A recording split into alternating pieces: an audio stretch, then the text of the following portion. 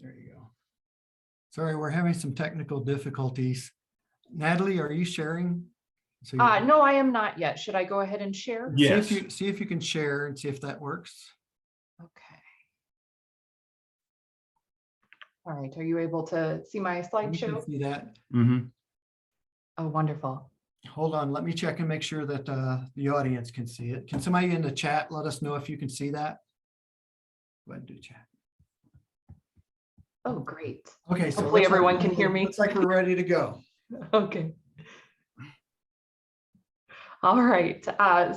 Good morning, everyone. My name is Natalie. I am one of the staff attorneys at Legal Resources for the Elderly Program. We commonly go by LREP, so you'll hear me use those interchangeably.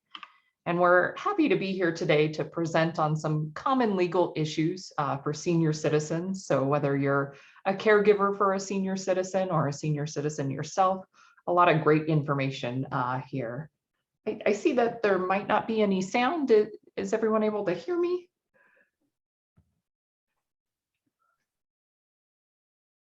Oh, okay. All right.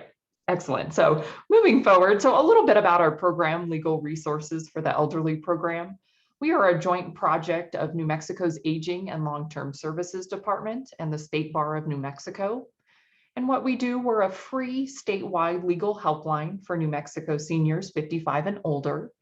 Our attorneys advise on a variety of civil legal issues such as powers of attorney, estate planning, Medicaid, and so forth. So if you do have a civil legal question that you would like to ask our attorneys, we would ask that you call up the program. Our program has no income restrictions. We're absolutely free to use. And you would complete an intake with our staff and then be able to speak with one of our attorneys about your legal issue. We're also able to speak to someone else on your behalf as long as we have your permission. So third parties can also call and assist you with an intake. The only subject that our attorneys must talk to you directly about is estate planning. What you want to do with your estate is only your business. So if you want to utilize our hotline, you can see our information here at the top. We have a statewide number and a local number.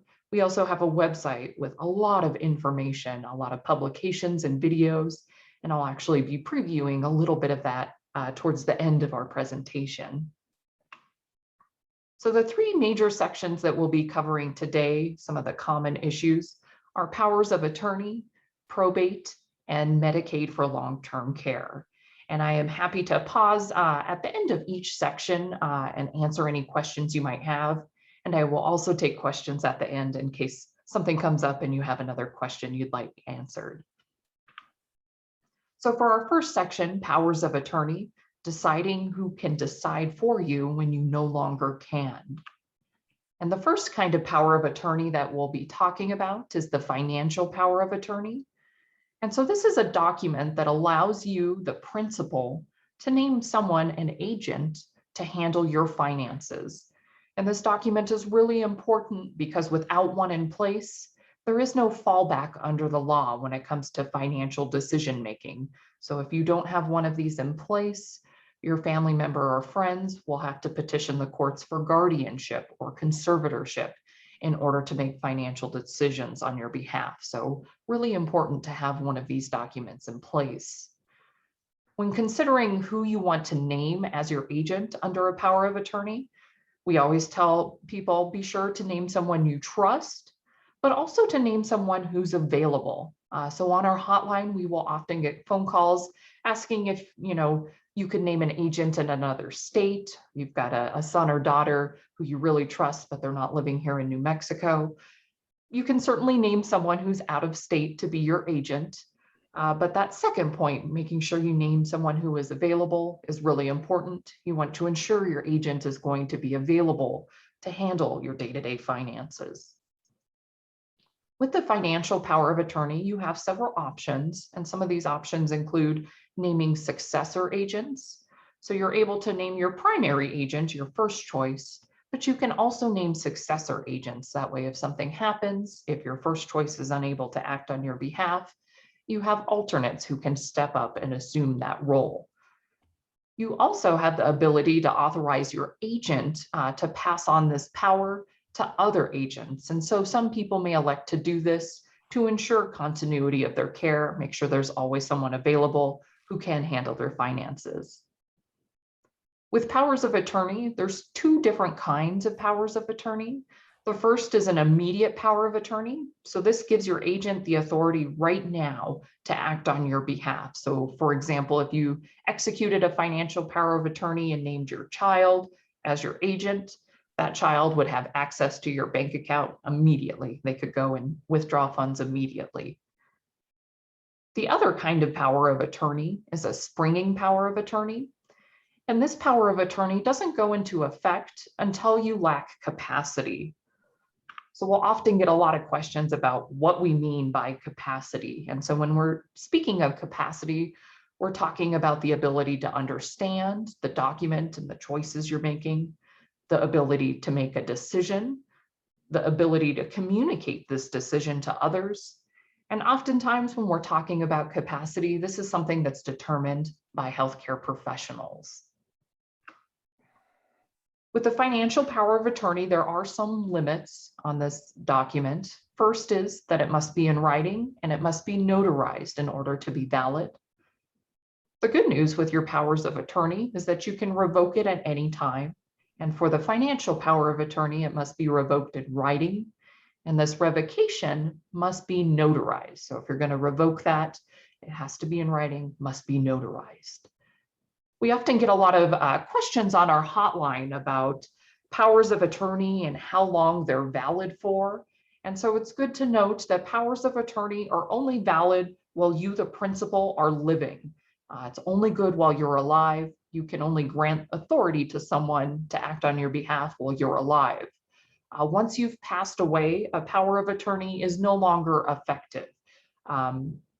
What would take place next is your estate plan. And so it's good to note that powers of attorney are not a substitute for estate planning. Your agent under your power of attorney isn't going to have authority necessarily to handle your estate. That's something that you must handle separately. And we'll talk a little bit more about estate planning here shortly. So the other kind of power of attorney here in New Mexico is your healthcare power of attorney. It's also known as the Advanced Healthcare Directive here in New Mexico. And with the Advanced Healthcare Directive, there's 3 different parts, and all of these parts are optional to fill out. So with this power of attorney, you can fill out as much or as little as needed. So the first section in this power of attorney is where you can name your agent who's going to be able to act on your behalf for healthcare decisions. In the second section of the Advanced Healthcare Directive, you will find your instructions for your end-of-life care. And this particular section used to be known as the living will. And so I think that's why a lot of people will sometimes confuse estate planning and your will with your powers of attorney. But just know the living will is referring to these instructions for your end-of-life care. To start. Oh, I apologize. Were you saying something?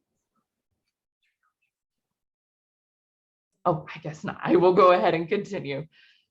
So again, in the second section, this is your instructions for your end-of-life care. So in this section, you can indicate whether or not you want to prolong your life or not.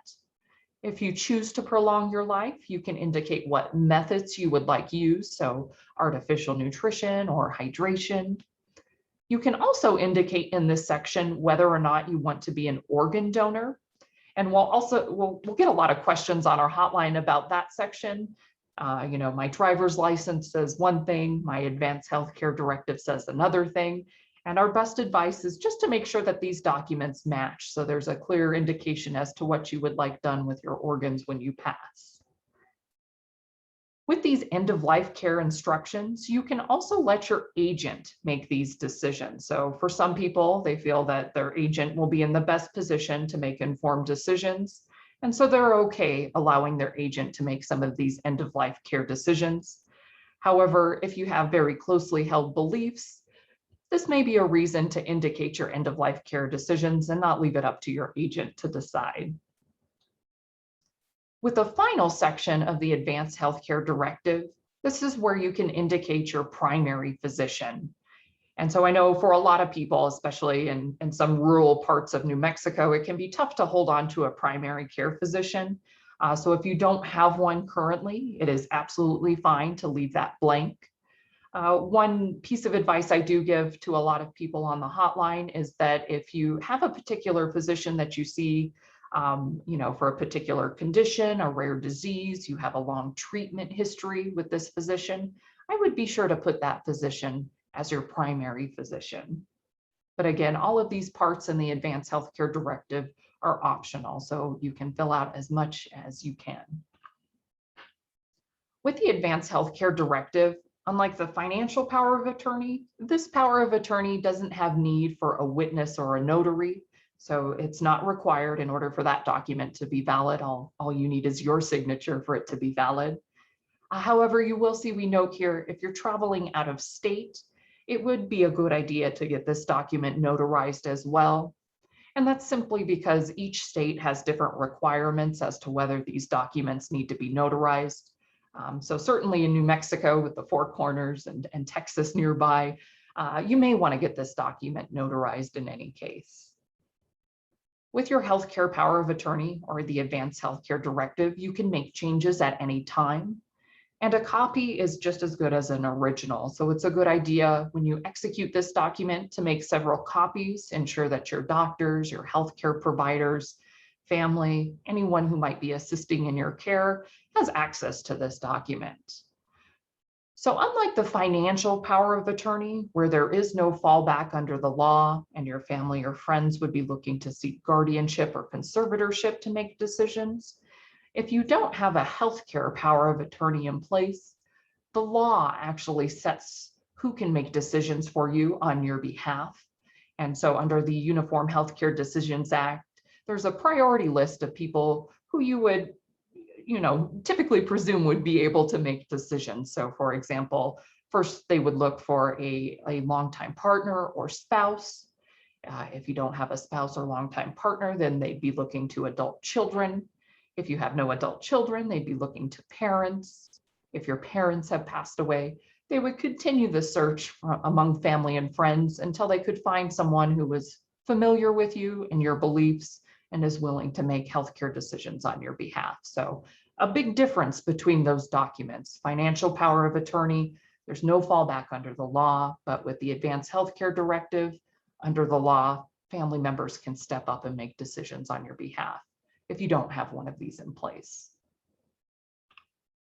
So before we move on to the next section, which is probate, do we have any questions regarding powers of attorney? I'm gonna look to the other screen really quick and see if I've missed anything.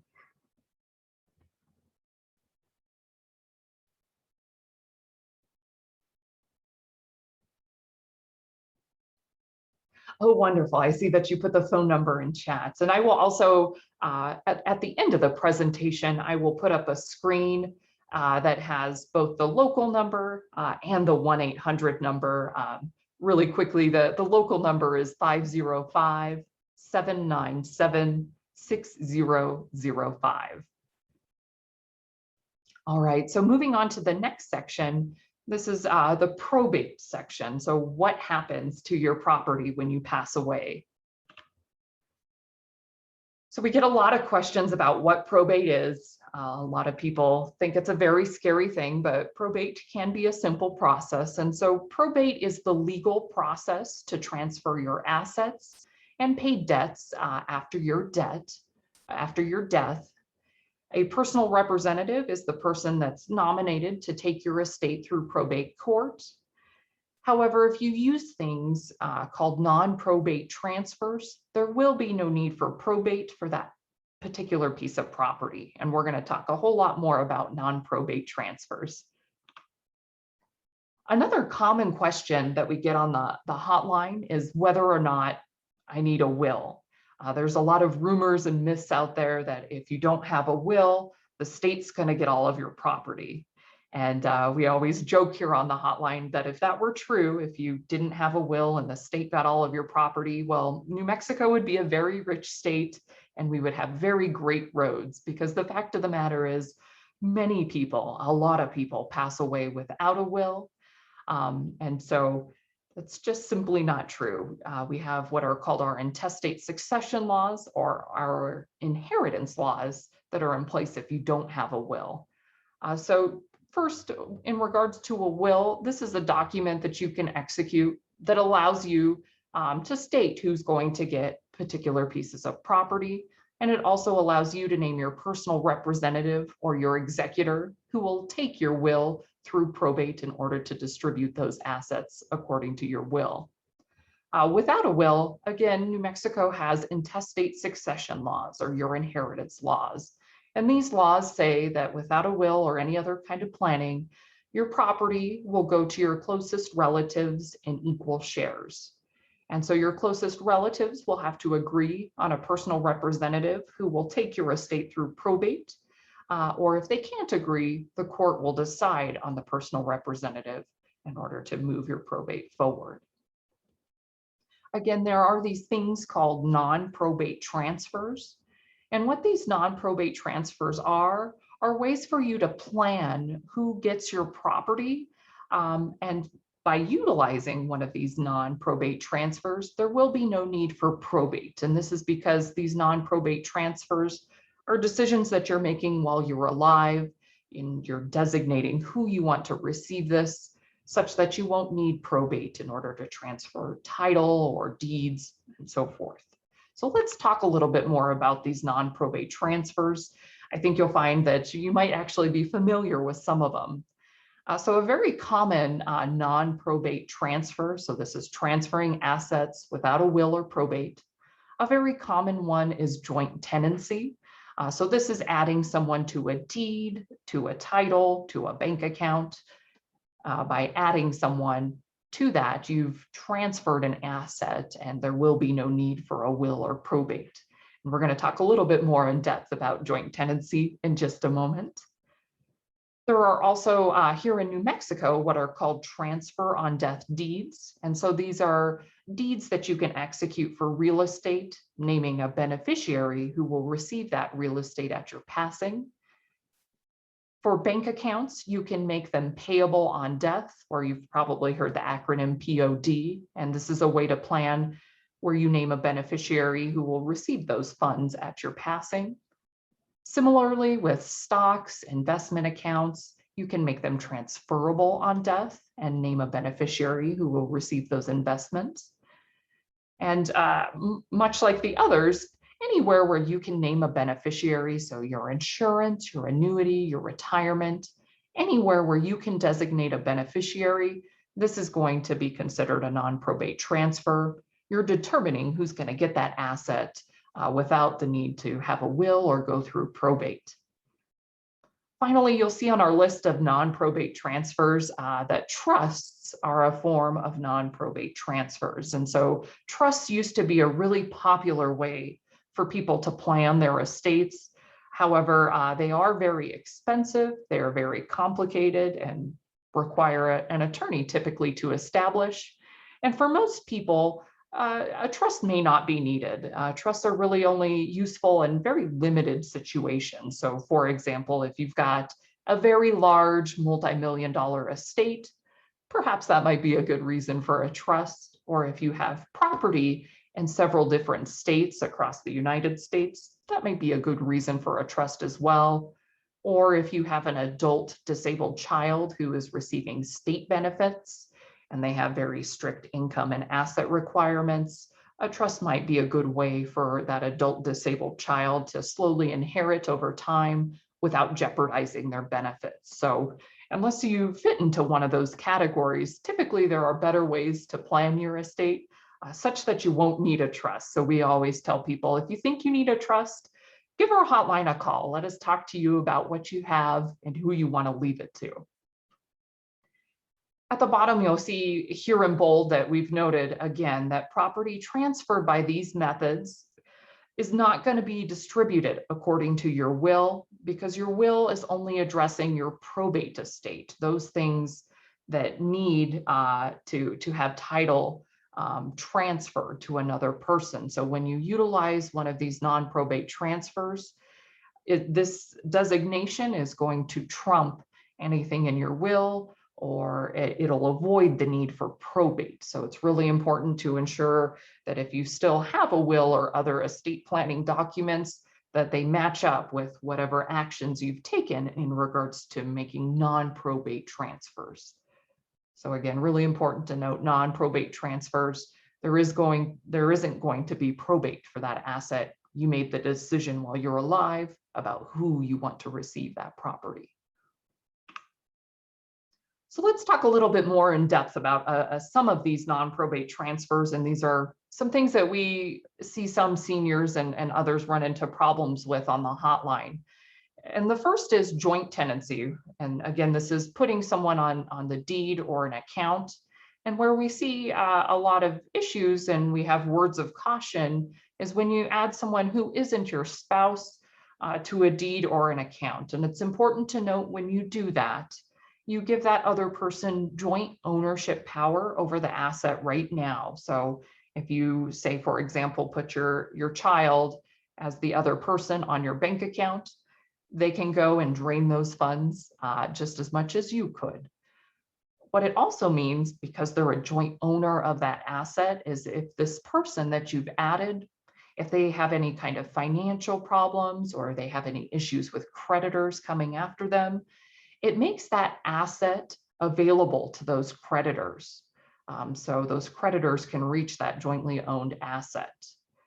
Another important note, and we'll talk about this shortly when we reach the Medicaid section, is when you add someone to a deed or to an account or to the title, it may make you ineligible for Medicaid for long-term care because it's considered a transfer. You've had full ownership of an asset, and by adding someone, you've transferred some of that ownership power to the other person. So we always caution people about adding someone else to a deed or an account as a way to plan your estate, because you can run into some problems in the meantime. And I think perhaps the best example, the saddest example, perhaps, I spoke with a lady on the hotline, and she had added her niece to her bank account so that her niece could help manage her finances. And unfortunately, the niece was in a lot of financial trouble and she had to file for bankruptcy.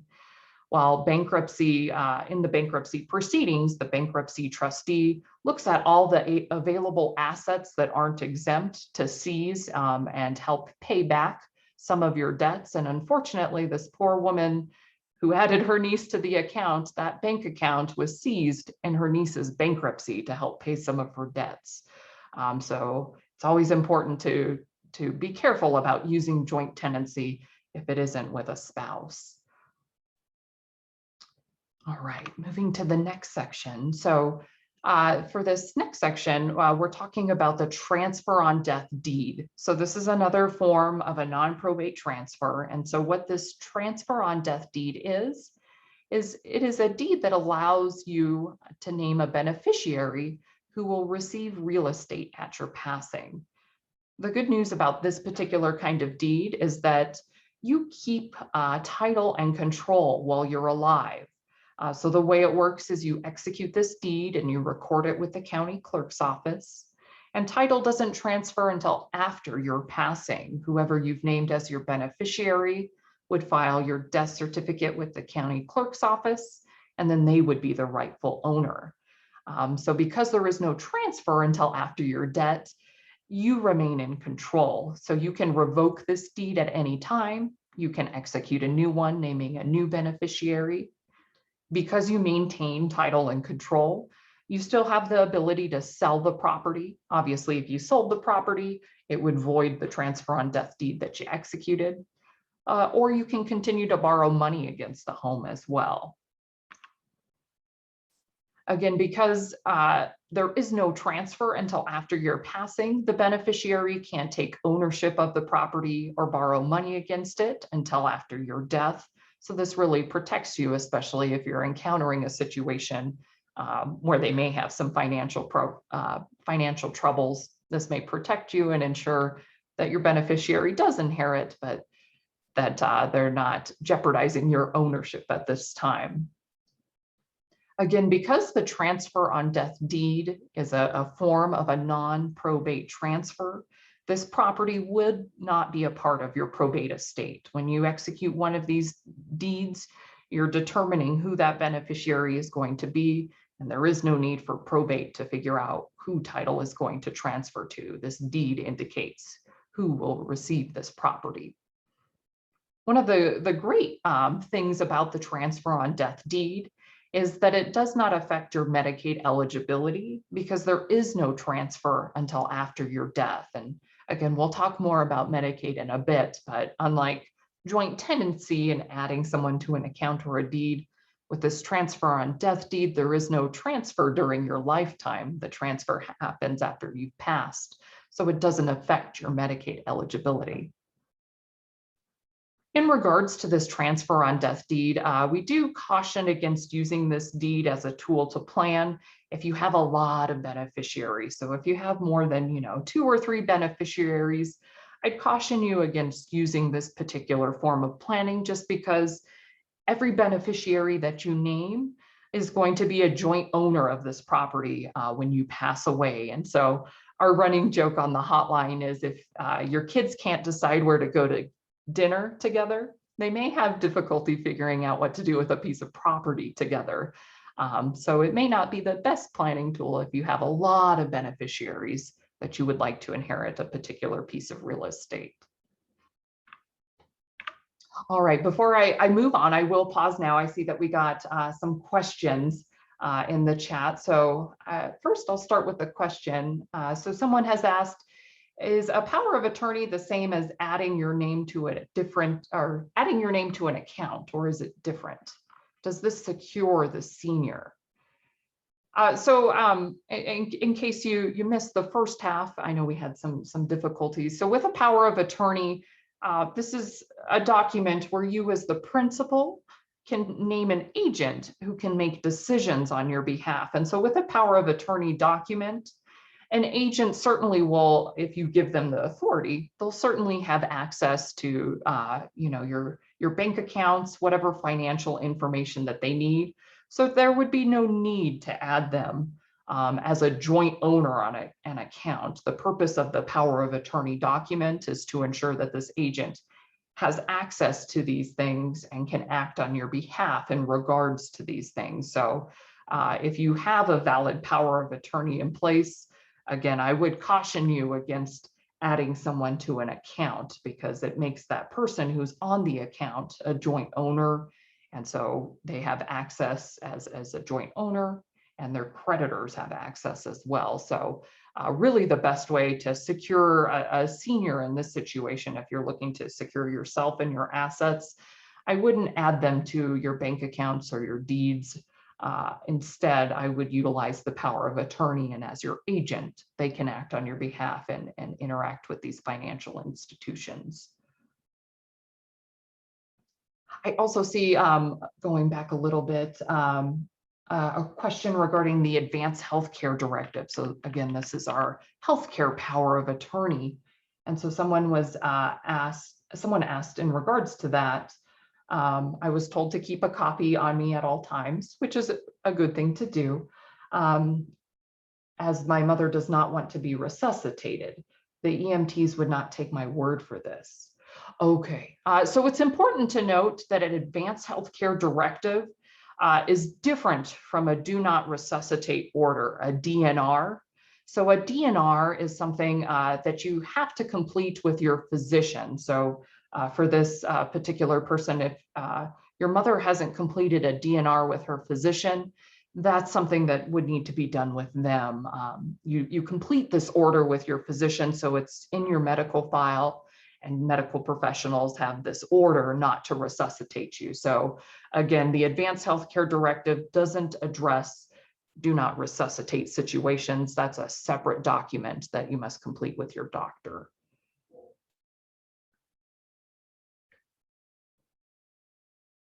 All right, and then I see we've got a question about placing a home in trust to benefit an adult sibling who is disabled. and how this might affect someone seeking care in a facility. So we're actually going to move on to Medicaid for long-term care. And so I would ask you to hold your question for just a moment and we'll talk about it. And hopefully that'll answer your question. Oh, before we move on, I see we have another question regarding powers of attorney.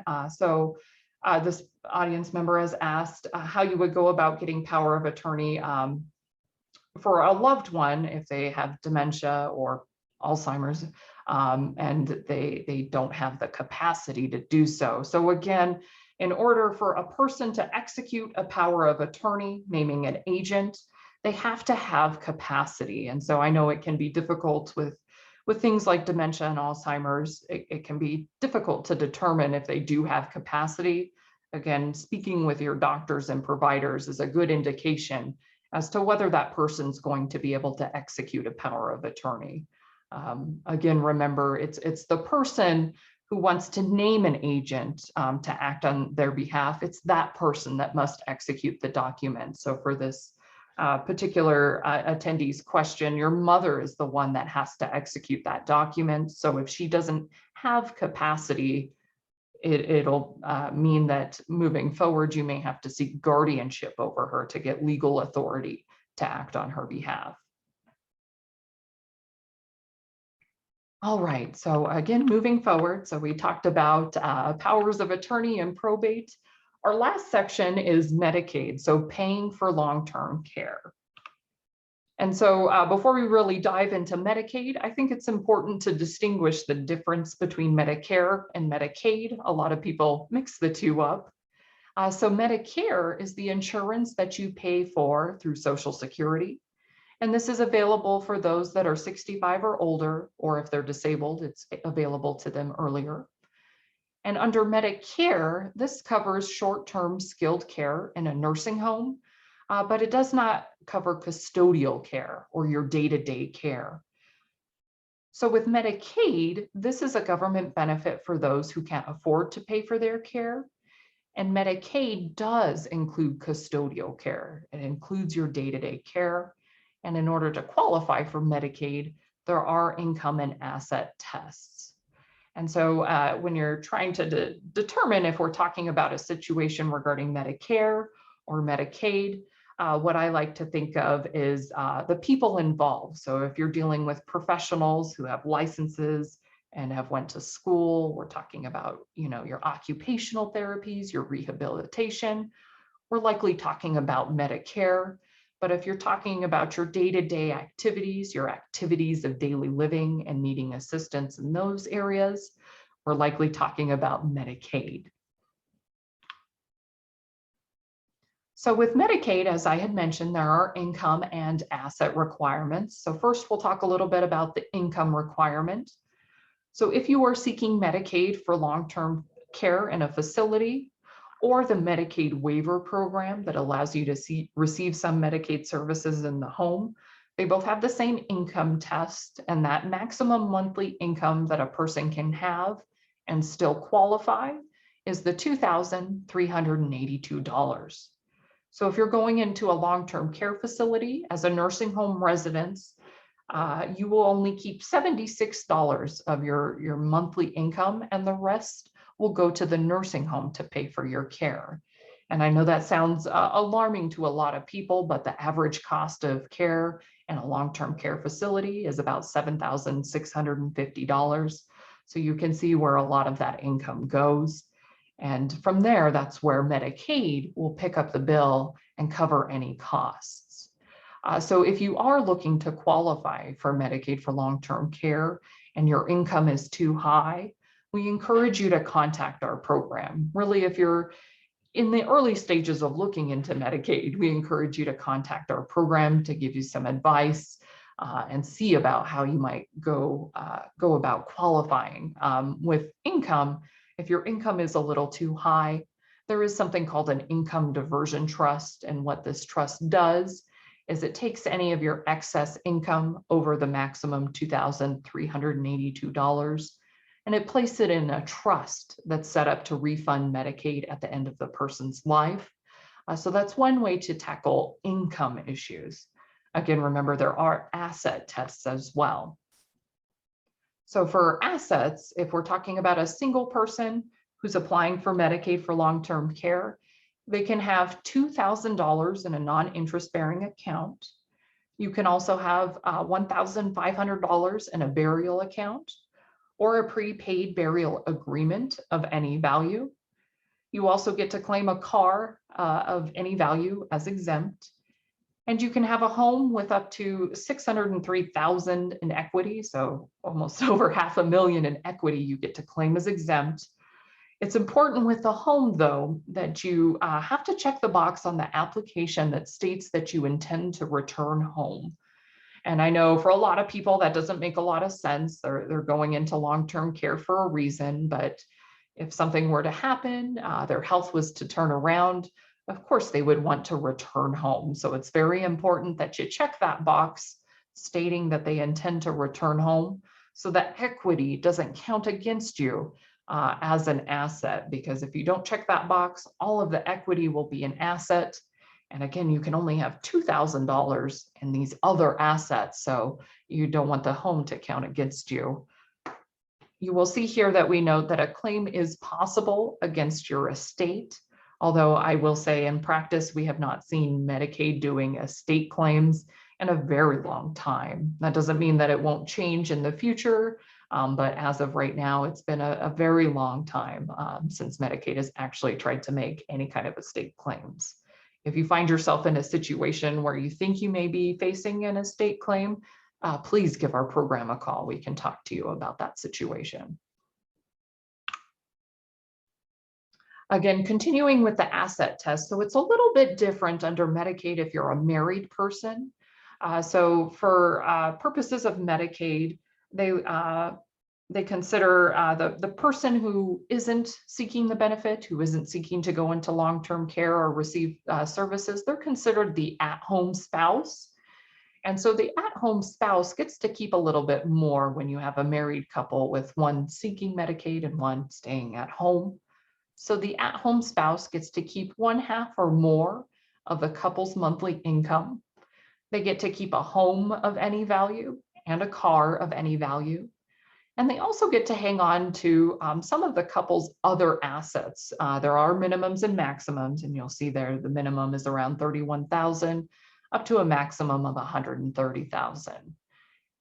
However, if both married individuals in a married couple end up needing Medicaid for long-term care, each person will be treated as a single person when it comes to applying for Medicaid for long-term care. So a little bit of a difference between a single individual applying and the assets they're allowed, and a married couple applying and the assets they're allowed. So certainly, again, if you're facing a situation where you're looking to apply for Medicaid for long-term care, or you have a loved one applying, please give our program a call and we can talk to you about these income and asset requirements and your situation in particular. So our final note on Medicaid is that it used to be, in order for people to qualify for Medicaid for long-term care, they would simply give away their assets, gift their assets away, and they would qualify. However, the federal government caught on to this practice, and so there is now a 5-year look-back period. And so for someone who is applying for Medicaid for long-term care, they will look back 5 years, and there will be a penalty for giving away assets within the last 5 years. So what that means is you'll be disqualified for a time equal to the value of that asset that would have paid for your care in a facility, and that rate is at about $6,000 per month.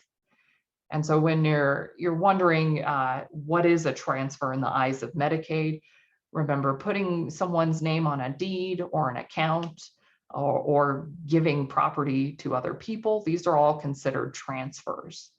It is important to note that transfers between spouses and a married couple is absolutely permissible, so that won't be a problem. But what Medicaid is really looking for is to see if assets that you have owned have been transferred away out of your name, or if you've added other people to accounts, deeds, titles, and so forth. That's what Medicaid's really looking at. And this 5-year look back period, if they find any of that, you may be disqualified for a time. So if you or a loved one is looking to qualify for Medicaid for long-term care and you have too many assets, the alternative here is to spend down your assets on yourself or on the person who's in need of the care. As long as it's being spent down on that person and their care, there will be no penalty, there will be no transfer. So for a lot of people, that often means looking into spending down on some of these assets that you get to claim as exempt. So in a married couple with one spouse going into long-term care in a facility, you might want to think about some improvements in the home for the spouse who is remaining in the home. So does the home need a new roof or transportation? Do they have reliable transportation to go visit their spouse in the nursing facility? These are some ways to spend down on exempt assets in order to qualify. Also, you may want to think about improvements to the home if you're thinking about qualifying for Medicaid waiver program to receive services in the home. You might want to consider making it more handicap accessible. So grab bars in the showers and the bathrooms, making hallways wheelchair accessible. These are all ways that you could potentially spend down without incurring any kind of penalty. So as long as you're spending down on yourself, there will be no penalty. All right. So I'll go ahead and answer some questions, and then following that, I'll have a little bit of information to share with you, and that'll give you guys some more time to ask any questions if you have any. So I see that there's a question in the chat asking if you can have Medicaid with hospice. So hospice is typically something that's covered under Medicare, but if you find that you end up needing more care and Medicare isn't going to cover that, that's when you may want to start looking into Medicaid. And I would encourage you to give our program a call to talk more about that if you've had some issues. I see here we also have a question about accessing our slides from today's presentation. I believe that I sent that to our presenters today. So I believe that information will be shared with you guys. If not, I would be happy to send a PDF with all of the slides from today so that you guys can have reference to that. Again, I will also note, I'm going to show you a little bit of our website information, and we have a lot of information from today's presentation on our website as well. All right, let me scroll up a little bit in the chat, make sure I get to all the questions.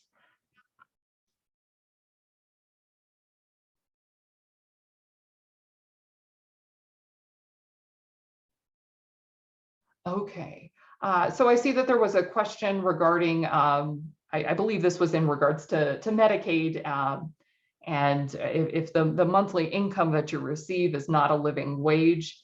So it can be difficult. Medicaid is really for those that are low income and low asset. And if you're talking about the Medicaid waiver program, where you're receiving services in the home, under that program, you get to keep your monthly income. It's only if you're going into a long-term care facility that your income will be captured by the facility, and you'll only get to keep that $76 for your personal needs. So that's if you're in a facility. If you're receiving Medicaid services in the home, you get to keep a maximum monthly income up to that $2,382.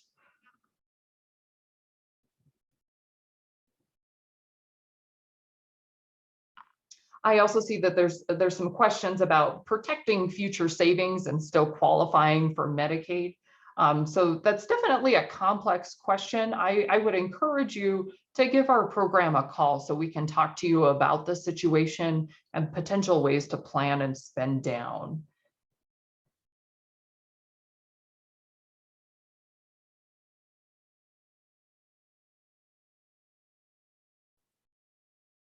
All right, and the last question that I'll answer here is, I see that someone's asking about Medicaid taking your home, taking the seniors home after they passed away.